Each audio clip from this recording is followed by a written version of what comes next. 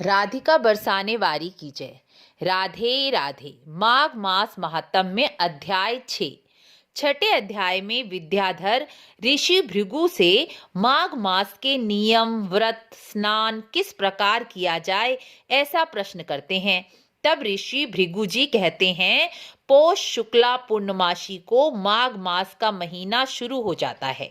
इसी दिन से ब्रह्म मुहूर्त में स्नान करके भगवान विष्णु के आगे हाथ में जल लेकर संकल्प करना चाहिए कि मैं पूरे मास भगवान विष्णु की प्रसन्नता और प्रीति के लिए स्नान करूंगा।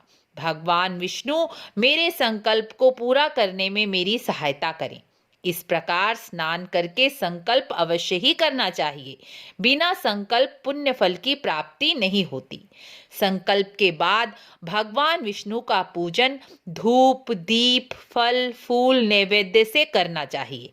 माघ महात्म्य की कथा अवश्य ही सुननी चाहिए।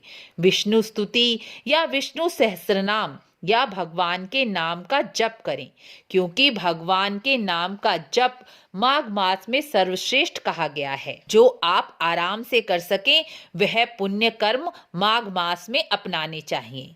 माघ स्नान करने वाले मनुष्य को काम, क्रोध, लोभ, लालच, ईर्ष्या, द्वेष, चुगली, हिंसा, झूठ बोलना जैसे अवगुण को त्याग देना चाहिए। माघ स्नान करने वाले को जमीन पर सोना चाहिए। व्रती को एक समय फलाहार या एक समय अन्न का भोजन करना चाहिए। यह नियम व्रती के लिए बताए गए हैं।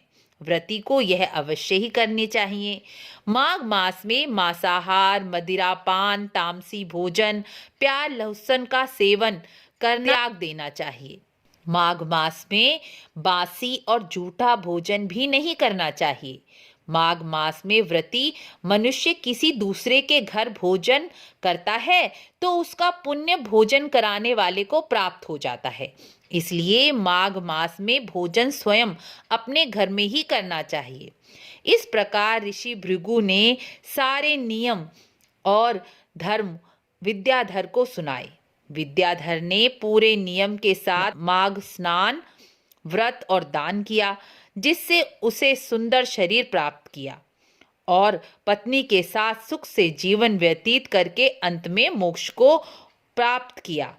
माघ मास का स्नान सभी प्रकार की चिंताओं, समस्याओं और कष्टों का नाश करने वाला है।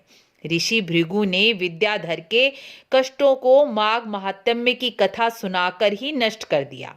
इस प्रकार छठा अध्याय पूर्ण हुआ। माघ मास में शनि की शांति या ढैया, साढ़े साती का प्रभाव कम करने के लिए किसी भी कृष्ण मंदिर में बांस की 5 बांसुरी दक्षिणा सहित चढ़ाने से शनि का नकारात्मक प्रभाव नहीं मिलता।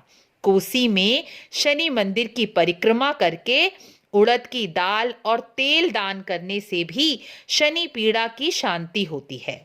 माघ मास में यह उपाय आप प्रत्येक शनिवार या पूरे मास में 2 शनिवार करने से शनि पीड़ा शांत हो जाती है।